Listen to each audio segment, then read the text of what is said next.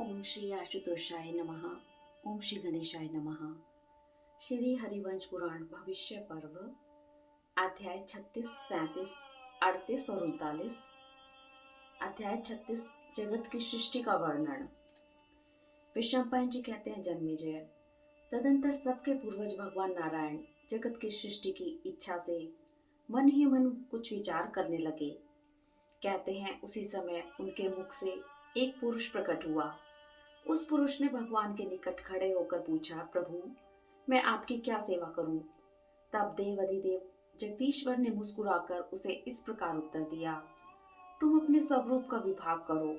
ऐसा कहकर वे भगवान वहीं अंतर्ध्यान हो गए। जैसे दीपक बुझ जाए उसी प्रकार शरीर सहित अंतर्हित हुए उन भगवान की कोई गति नहीं है। तदंतर भगवान के मुख से प्रकट हुए प्रभावशाली पुरुष भगवान हिरण्यगर्भ, जिसका नाम वेद मंत्रों में सुना गया है, भगवान की कही हुई पूर्वोक्त वाणी पर बारंबार विचार करने लगे। ये ही संपूर्ण भुवनों के अधिपति प्रजापति सबसे पहले उत्पन्न हुए थे, अतः तभी से यज्ञ का प्रथम भाग उन्हीं को दिया जाता है। प्रजापति मन ही मन बोले, उन परमात्मा ने मुझसे कहा है कि तुम अपने स्वरूप का विभाग करो, परंतु मुझे अपने स्वरूप का विभाग कैसे करना होगा, इस विषय में मुझे महान संदेह है। ऐसा सोचते हुए उन भगवान के मुख से ओम इस स्वर का उच्चारण हुआ। उन्होंने उस शब्द का पृथ्वी, अंतरिक्ष और स्वर्ग तीनों लोकों में उच्चारण किया। इस प्रकार ओम का जप करते हुए उन देवाधिदेव प्रजापति के हृदय से पुनः उनके मन का सारभूत व षटकार प्रकट हुआ। इसके बाद भूमि, अंतरिक्ष एवं स्वर्ग की सारभूता भूर्भुवः स्वः ये तीन पवित्र महाव्याहतियां प्रकट हुई जो महासमृद्धिमयी हैं। तदंतर वेदों में श्रेष्ठ देवी गायत्री प्रकट हुई जो 24 अक्षरों से युक्त होती है। भगवान ब्रह्मा ने उस पद का स्मरण करके दिव्य सावित्री मंत्र को प्रकट किया। प्रभावशाली भगवान प्रजापति ने ब्रह्म युक्त कर्म के द्वारा ऋक्, साम, अर्थव और यजुर नामक चारों वेदों का पूर्णतः प्रादुर्भाव किया। तदंतर उन्हीं के मन से सन, सनक, सनातन, वरदायक भगवान सनंदन, ऐश्वर्यशाली सन्नत कुमार तथा सनातन द्वितीय प्रकट हुए।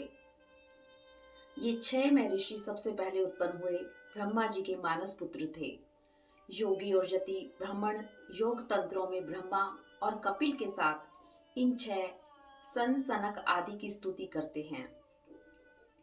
तत्पश्चात कल्याणकारी भगवान ब्रह्मा ने मरीचि, अत्रि, पुलस्त्य, पुलह, क्रतु, भृगु, अंगिरा तथा प्रजापति मनु इन 8 मानस पुत्र महर्षियों की सृष्टि की, जो संपूर्ण भूतों तथा देवताओं, असुरों और राक्षसों के भी पिता हैं। सहस्त्र युग व्यतीत होने पर ये तथा इनकी जो प्रजाएं होती हैं, वे सारा का सारा कल पूर्णतः समाप्त हो जाने पर निवृत्ति को प्राप्त हो जाती हैं। फिर सहस्त्र वर्ष के पश्चात इन्हीं की देव संतानों की सृष्टि के लिए उत्पत्ति होती है। किंतु प्रत्येक कल्प में युग का परिवर्तन होने पर कर्म विशेष से इन देवताओं के नाम और जन्म में कुछ अंतर आ जाता है। ब्रह्मा जी के दाहिने अंगुष्ठ से भगवान दक्ष ऋषि उत्पन्न हुए। बाएं से फिर उन्हीं की पत्नी का प्रादुर्भाव हुआ। दक्ष के उस धर्म पत्नी के गर्भ से बहुत सी विख्यात कन्याएं उत्पन्न हुई जो संपूर्ण लोकों की जननी हैं। उनकी प्रजाओं से तीनों लोक भरे हुए हैं। दक्ष ने अपनी पुत्री अदिति, दिति, काला, दनायु, सिन्हिका, मुनि, प्राधा, क्रोधा, सुरभि, वीनता, सुरसा, दनु तथा क्रदु इन 13 कन्याओं का विवाह महर्षि कश्यप जी के साथ कर दिया।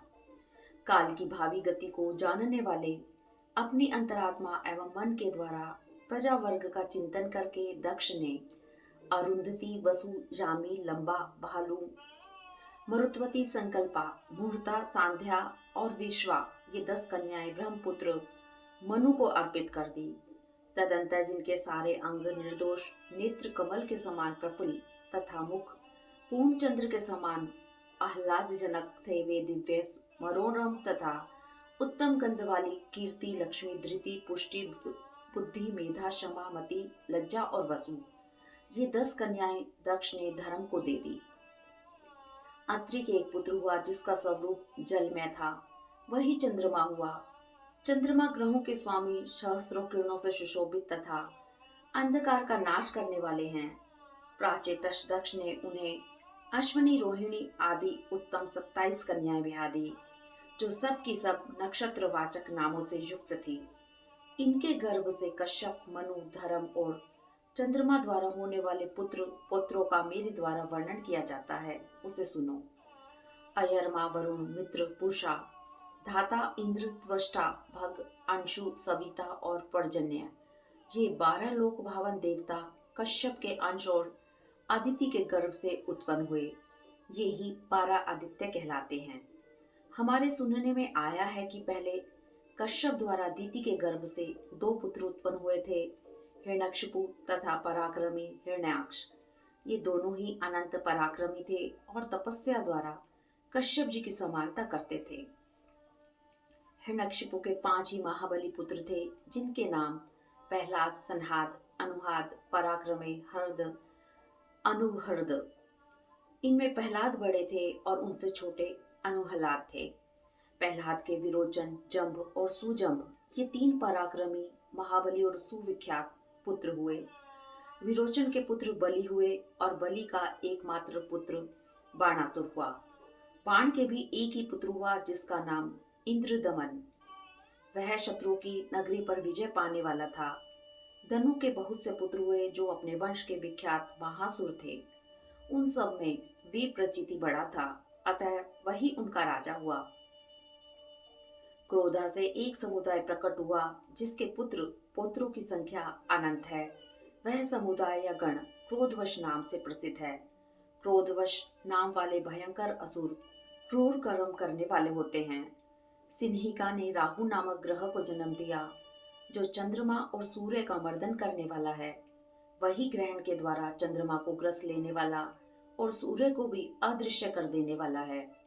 काला से काल सदृश अत्यंत भयंकर गण प्रकट हुआ जिसे कालिये कहते हैं। इस समुदाय के नेत्र सूर्य के समान तेजस्वी होते हैं। इनकी अंग कांति नील मेघ के समान काली है।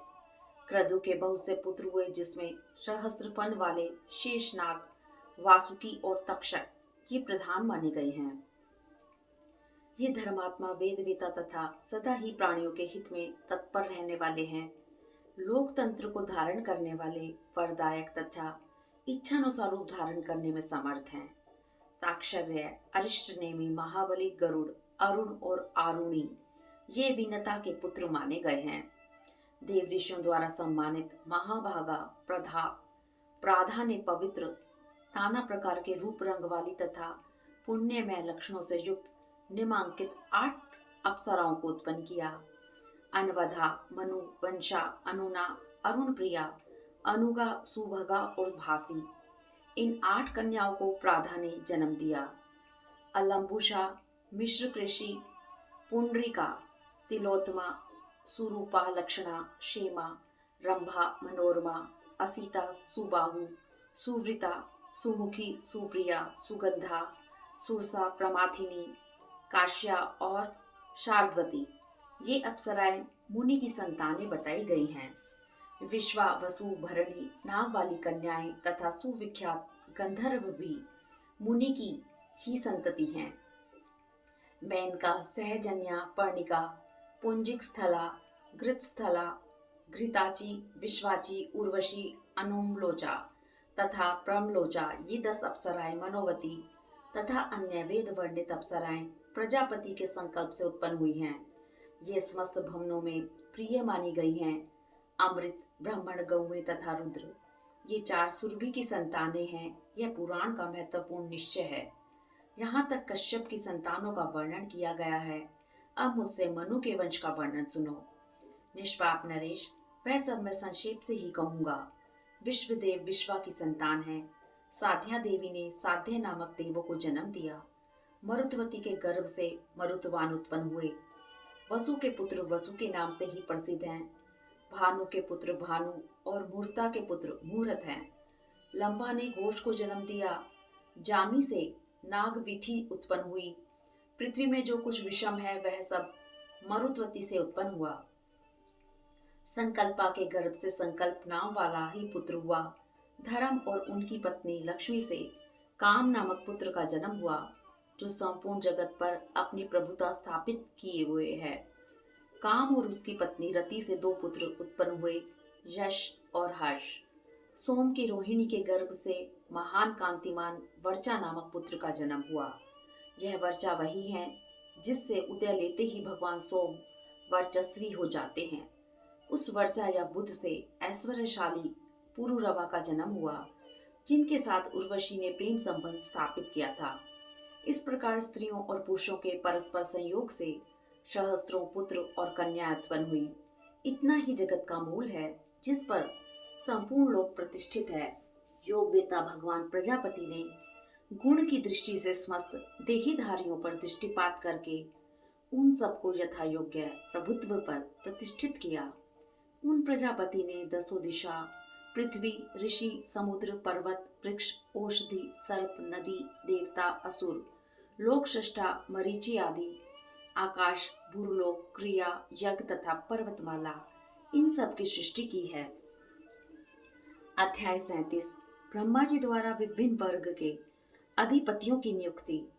वैशंपायन जी कहते हैं, भरत नंदन, ब्रह्मा जी ने इंद्र को तीनों लोकों और आदित्यों का राजा बनाया, जो सूर्य के तुल्य तेजस्वी है। वे विजयशील इंद्र अदिति के गर्भ से उत्पन्न हुए। वे अपने हाथ में व्रज और अंगों में कवच धारण करते हैं। वे स्मृति के सहायक और कांतिमान हैं। यजुर्वेद का सब अध्याय करने वाले ब्राह्मण उनकी स्तुति करते हैं। वे भगवान इंद्र जो ही उत्पन्न हुए त्यों ही ब्राह्मणों ने उन्हें कुशों द्वारा धारण किया। तभी से देवेश्वर इंद्र कौशिक कहलाने लगे। सहस्त्र नेत्रों वाले इंद्र को त्रिलोकी के सम्राट पद पर अभिषिक्त करके ब्रह्मा जी ने क्रमशः विभिन्न वर्ग के राज्यों का विभाजन आरंभ किया।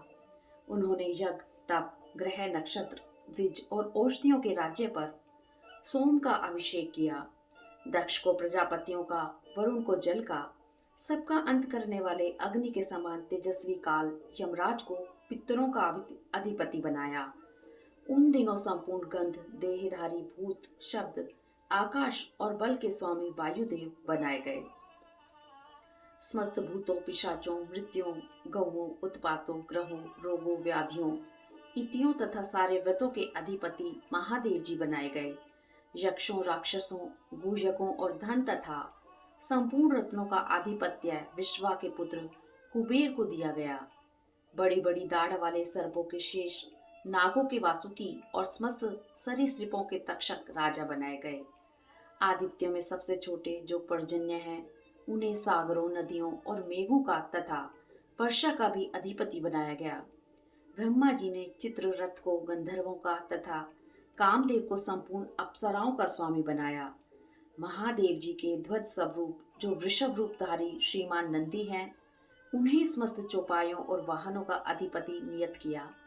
महातेजस्वी हिरण्याक्ष को दैत्यों का राजा बनाया और हिरण्यकशिपु का युवराज के पद पर अभिषेक किया। महाकाल को कालकेय नामक गणों का स्वामी बनाया। उनमें जो दनायुषा के पुत्र थे, उनका राजा उन्होंने वृतासुर को बनाया। सिन्हिका का पुत्र जो राहु नामक महान असुर है, उसे अनेक अनेक उत्पातों और अशुभों का स्वामी बनाया। समस्त ऋतुओं, युगों, पक्षों, मासों, तिथियों, पर्वों, कला, काष्ठा और मुहूर्तों तथा उत्तरायण, दक्षिणायन की गति का राजा संवत्सर बनाया गया। वही योग और गणिका का भी स्वामी हुआ। सुंदर पंखों वाले महाबली गरुड़ समस्त पक्षियों, दूर तक दृष्टिपात करने में समर्थ प्राणियों तथा विशालकाय सर्पों के अधिपति बनाए गए। जपा कुसुम की राशि के समान लाल रंग वाले गरुड़ के भाई अरुण समस्त योगों तथा साध्यों के स्वामी बनाए गए। प्रजापति कश्यप का जो विरथ नामक पुत्र था, उसे देवराज इंद्र ने पूर्व दिशा का राजा एवं अधिपति बना दिया। भगवान आदित्य के पुत्र महायशस्वी धर्मराज यम को दक्षिण दिशा में यमलोक का राजा बनाकर रखा गया और महेंद्र ने ही उनका सत्कार किया।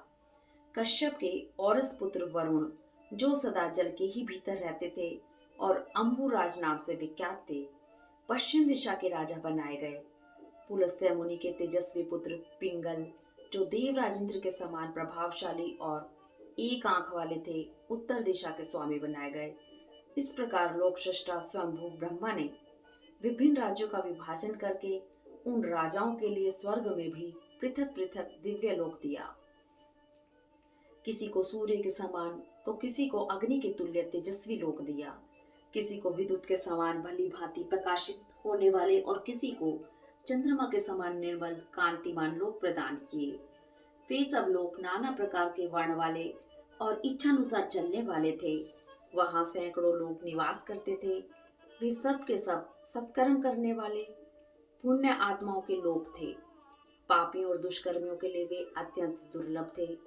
ये सामने जो तारागणों के साथ सौम्य प्रकाश दिखाई देते हैं, सब के सब पुण्य आत्माओं के ही लोग हैं। पुण्यकर्मी पुरुषों के लिए ही इनकी सृष्टि हुई है, जो लोग पर्याप्त उत्तम दक्षिणाओं से युक्त पवित्र यज्ञों द्वारा भगवान की आराधना करते हैं, अपनी ही स्त्री में अनुराग रखते हैं, तथा जो शांत सरल सत्यवादी दीन दुखियों पर अनुग्रह करने वाले ब्राह्मण भक्त लोभहीन रजोगुण रहित और निर्मल तपस्या से युक्त हैं, वे साधु पुरुष ही उन लोकों में जाते हैं। साक्षात लोक पितामह प्रजापति ब्रह्मा इस प्रकार अपने पुत्रों को विभिन्न राज्यों में नियुक्त करके पुष्कर नामक ब्रह्मधाम में चले गए। स्वयंभू ब्रह्मा जी के दिए हुए अपने अपने पालनीय लोकों में स्थित रहकर देवेंद्र से सुरक्षित हुए समस्त देवता वहां आनंद पूर्वक रहने लगे। यज्ञ भाग का भोजन करने वाले इंद्र आदि सब देवता स्वयंभू ब्रह्म द्वारा यथा योग्य पालन कर्म में नियुक्त किए जाने पर बड़े प्रसन्न हुए। उन्होंने अपने कर्तव्य का पालन करते हुए शुभ यश और स्वर्ग लोक प्राप्त किया। अध्याय 38वां। देवासुर संग्राम तथा हिरण्याक्ष द्वारा देवराज इंद्र का स्तंभन। वैशंपायन जी कहते हैं, जन्मेजय, एक समय की बात है, पृथ्वी को धारण करने वाले वे पंखधारी पर्वत इस पृथ्वी को छोड़कर अन्यत्र चले गए। निश्चय ही भगवान की माया से ही उन्होंने ऐसा किया था। उस समय हिरण्याक्ष द्वारा पालित असुरों के निवास स्थान पश्चिम दिशा में जाकर वहां के विशाल सरोवर में वे सभी पर्वत हाथियों के समान गोते लगाने और नहाने लगे। वहां उन पर्वतों ने असुरों से कहा, देवताओं को तीनों लोगों का आधिपत्य प्राप्त हुआ है। यह सुनकर उन सभी असुरों ने युद्ध के लिए बड़ा भारी उद्योग किया। वे अपनी अनुपम क्रूर बुद्धि का सहारा ले पृथ्वी को हड़प लेने के लिए प्रयत्न में लग गए। उन भयंकर पराक्रमी असुरों ने सब प्रकार के अस्त्र शस्त्रों का संग्रह किया। चक्र, अशनि, खड़ग, भुशुंडी, धनुष, प्रास, पाश, शक्ति, मूसल और गदा आदि आयुध ले लिए। कोई कवच धारण करके युद्ध के लिए तैयार हो गए, कोई मत वाले हाथियों पर जा बैठे, कोई युद्ध के लिए उद्धतों घोड़े जुते रथों पर आरूढ़ हुए, दूसरे महान असुर घोड़ों पर सवार हो गए। कितने ही असुर ऊंटों, गैंडों, भैंसों और गधों पर बैठे थे। कितने ही अपने बाहुबल का भरोसा करके पैदल ही युद्ध के लिए उद्धत थे। वे सब के सब हाथों में दस्ताने बांधे, कवच पहने हर्ष में भरकर युद्ध के लिए उत्सुकों इधर से उधर निकले और हिरण्याक्ष को सब ओर से घेर कर चलने लगे। तत्पश्चात दैत्यों के उस युद्ध विषयक उद्योग का पता पाकर इंद्र आदि देवता भी युद्ध के लिए बड़ी भारी तैयारी करने लगे। वे देवता पूरी सावधानी रखकर विशाल चतुरंगिणी सेना के साथ गोधा चर्म के बने हुए दस्ताने पहने, बाणों से भरे तरकस बांधे, भयंकर आयुध धारण किए अपने अपने दल में खड़े हो गए और ऐरावत पर आरूढ़ हुए देवराज इंद्र के पीछे पीछे चलने लगे। तदंतर वादों के महान शब्द और भैरियों के गंभीर घोष के साथ हिरण्याक्ष ने देवराज इंद्र पर धावा किया। उसने तीखे फरसों, तलवारों, गदाओं, तोमरों, शक्तियों, मूसलों और पट्टिशों से देवराज इंद्र को आच्छादित कर दिया। तत्पश्चात उसके अस्त्र के बल और वेग से आग की लपटों से युक्त अत्यंत दारुण, घोर और महान वेग वाली बाण वर्षाएं इंद्र के ऊपर पड़ने लगी। शेष बलवान दैत्य सफेद धार वाले फरसे, लोहे के परिघों, तलवारों, शेपनियों, मुदगरों, तेजोयुक्त एवं पर्वत सदृश चट्टानों महान घात करने वाली भारी तोपों, जुए के समान आकार वाले अस्त्रों, निर्मुक्त यंत्रों तथा विदीर्ण करने वाले अर्गलों से इंद्र आदि संपूर्ण देवताओं को मारने और घायल करने लगे। दैत्यराज हिरण्याक्ष के केश धूम्र वर्ण के थे, मूछ दाढ़ी का रंग हरा था। वह नाना प्रकार के प्रहरणशील आयुधों से युक्त था। उसकी अंग कांति संध्या काल के बादलों के समान लाल थी। उसने अपने मस्तक पर उत्तम किरीट धारण कर रखा था। उसके शरीर पर नीले और पीले रंग के वस्त्र थे। मुख में ऊपर को उठी हुई तीखी दाढ़ें, भुजाएं घुटनों तक लंबी, वैदुर्यमणि के बने हुए आभूषणों से उद्भासित हो रहा था। ऐसे हिरण्याक्ष को हाथों में अस्त्र शस्त्र लेकर युद्ध के लिए उद्यत हुआ देख सब देवता तत्काल आतंकित हो गए। दैत्यों के आगे खड़ा हुआ असुर हिरण्याक्ष प्रलय काल में सामने स्थित हुए भयंकर मृत्यु देवता के समान प्रतीत होता था। वे इंद्र आदि सब देवता उस समय उनको देखकर अत्यंत व्यथित हो उठे। चलते फिरते महान पर्वत के समान दैत्यराज हिरण्याक्ष को आते देख सब देवताओं का चित्त उद्विग्न हो गया। वे हाथ में धनुष ले शास्त्रलोचन इंद्र को आगे करके युद्ध के मुहाने पर खड़े हो गए। सोने के कवच से प्रकाशित होती हुई दैत्यों की वह सेना नक्षत्रों से भरे हुए शरद ऋतु के निर्मल आकाश की भांति शोभा पाती थी। वे देवता और दैत्य एक दूसरे को गिराते हुए टूट पड़े। युद्ध की इच्छा वाले अन्य वीरों ने अपनी भुजाओं द्वारा शत्रु पक्ष के सैनिकों की दोनों बाहें तोड़ डाली। कितनों के अंग गदाओं की चोट से भंग हो गए। बाणों के प्रहार से उनके वक्षस्थल अत्यंत पीड़ा होने लगी। कितने ही योद्धा युद्ध स्थल से पृथक जा गिरते थे और दूसरे सैनिक भी मारे जाते थे। किन्हीं ने रथ तोड़ डाले, कितने ही शत्रु पक्ष के रथों से स्वयं ही कुचल गए। दूसरे योद्धा चारों ओर से इस तरह घिर गए कि रथ से हिल ही ना सके। वहां एक और दानवराज हिरण्याक्ष सेना थी तो दूसरी ओर देवताओं की विशाल वाहिनी खड़ी थी। दोनों ओर से परस्पर बाणों की वर्षा हो रही थी। उस समय युद्ध के बादल छाए हुए जान पड़ते थे। दिति नंदन हिरण्याक्ष महातेजस्वी और बलवान था। वह कुपित होकर उसी तरह आगे बढ़ रहा था जैसे पूर्णिमा के दिन समुद्र बढ़ता है। क्रोध से भरे हुए हिरण्याक्ष के मुख से सहसा आग की लपटें निकलने लगी। उसके निकट से आग और धूम लिए हुए प्रचंड वायु चलने लगी। उसने नाना प्रकार के शस्त्र समूह, धनुषों और परिघों से सारे आकाश को ढक दिया। मानो उठे हुए पर्वतों से आकाश अवरुद्ध हो गया हो। युद्ध में बहुत से शस्त्रों और तलवारों से देवताओं के सिर और वक्षस्थल छिन्न भिन्न हो गए। वे हिरण्याक्ष से इतने पीड़ित किए गए कि उनमें चलने फिरने की शक्ति नहीं रह गई। उस युद्ध स्थल में हिरण्याक्ष ने समस्त देवताओं को इतना भयभीत कर दिया कि वे अचेत से हो गए और यत्नशील होने पर भी कोई यत्न न कर सके। उस बुद्धिमान दैत्य ने अपने अस्त्र द्वारा युद्ध स्थल में ऐरावत की पीठ पर बैठे हुए सहस्त्रलोचन इंद्र को स्तंभित कर दिया, जिससे वे भय के कारण भागने में भी असमर्थ हो गए। समस्त देवताओं को पूर्ण रूप से पराजित करके देवेश्वर इंद्र को भी हिलने डुलने में असमर्थ बना देने के कारण वह दानव सारे जगत को अपने अधीन मानने लगा। वह सजल जलधर के समान भयानक गर्जना करता था। उसका शरीर मद की धारा बहाने वाले मत वाले हाथी के समान विलासयुक्त जान पड़ता था।